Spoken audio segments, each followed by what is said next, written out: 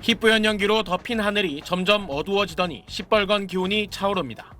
이리로 가는 게 맞아? 도로 바로 앞까지 불길이 번진 상황.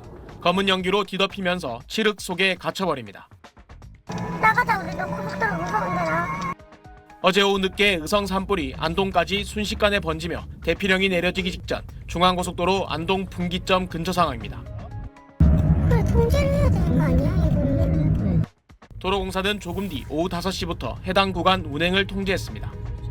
의성과 안동, 영덕 지역을 중심으로 산불이 빠르게 확산하면서 고속도로 통제도 이어지고 있습니다. 현재 중앙고속도로 의성 IC부터 예천 IC 구간, 서산 영덕 고속도로 동상주 IC부터 영덕 톨게이트 구간에 양방향 운행이 통제되고 있습니다.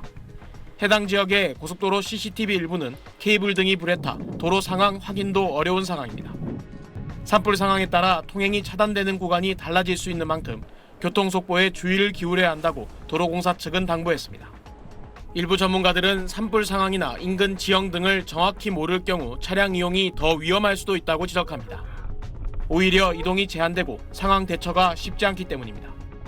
빨리 저 산불 지역을 지나가면 되겠지라고 오히려 생각을 잘못 판단하셔서 그런 지역을 지나다가 화를 당하시는 경우도 상당히 많이 있거든요. 어제부터 오늘 오전까지 운행이 중단됐던 중앙선과 동해선 일부 열차 구간은 오늘 정오에 운행이 정상화됐습니다. SBS 정성진입니다. 청송군청 뒤 야산으로 시뻘건 불길이 넘실댑니다. 청사 화재까지 우려되는 상황. 청송군은 오후 7시쯤 모든 직원들을 대피시켰습니다. 대피 직전인 오후 6시 51분 주민들에게도 즉시 안전한 곳으로 피하라는 내용의 재난 문자를 보냈습니다. 1시간 정도 지나 산불이 지나간 뒤 청사로 복귀했지만 더 이상의 재난 문자는 없었습니다.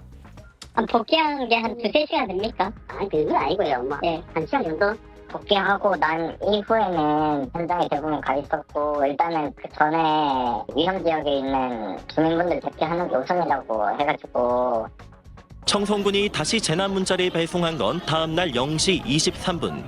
재난 문자 공백이 5시간 30분가량 동안 이어진 겁니다. 청송에서 어디로 대피하라 이런 거 안내 받으셨어요? 그런 거는 뭐 잘 못 받았어요. 몸만 빠져나오면 어디든지 간다고 생각했죠. 인명피해는 재난 문자 공백 상황에 집중됐습니다.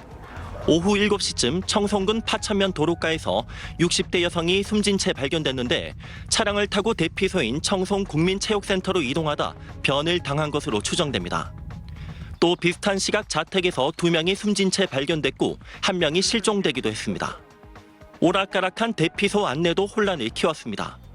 청송군은 대피 거점인 청송국민체육센터에서 이틀 뒤 검도 대회가 열린다는 이유로 관광호텔과 연수원 등 다른 대피소를 안내했다가 산불 상황이 커지자 뒤늦게 대피소를 정정했습니다. 산불이 덮쳐 밤새 아비 규환에 빠졌던 영덕군에도 밤 9시 전기장애에 이어 10시 20분 통신장애가 발생하면서 재난문자 시스템이 먹통이 됐습니다. 역시나 대피 장소를 정정하는 등 우왕좌왕하며 비상사태 상황 관리의 한계를 드러내기도 했습니다. TBC 한윤호입니다. 경북 영덕을 지나는 7번 국도의 어젯밤 모습입니다. 산비탈을 집어삼킨 불길은 이미 도로까지 내려와 달리는 차량을 덮칠 듯 위협합니다. 탈출하기 위해 일단 달려보지만 화염에 가로막힌 앞 차량들이 급히 후진을 시도하고 결국 사고로까지 이어집니다. 영덕을 빠져나가는 차량 행렬이 이어지던 이 시각, 영덕군청에선 관내 9개 읍면 주민들에게 대피하라는 긴급 재난 문자를 잇따라 발송했습니다. 저녁 6시부터 9시까지 모두 6차례 재난 문자를 보냈습니다. 스스로 차를 몰고 자력 대피가 가능했던 주민들은 이렇게 속속 영덕을 빠져나갔지만 거동이 어려운 고령층은 상황이 달랐습니다. 영덕읍에선 100세 할머니가 불탄 집에서 숨진 채 발견됐고 인근 축산면에서도 80대 남성이 미처 화마를 피하지 못하고 숨진 채 발견됐습니다.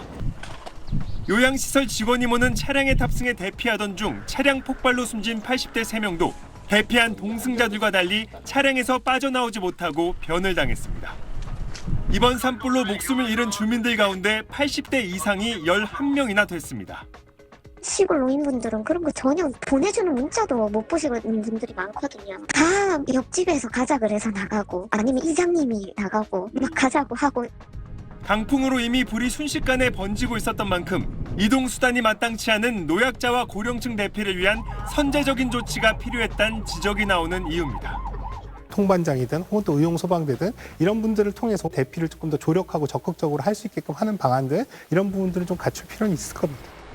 이번처럼 산불이 동시다발적으로 확산할 경우 행정력이 신속하게 미치지 못하는 경우가 많은 만큼 마을 단위로 전반적인 산불 관리와 대피 체계를 갖추도록 하는 게 중요하다고 전문가들은 지적합니다. SBS 정윤식입니다.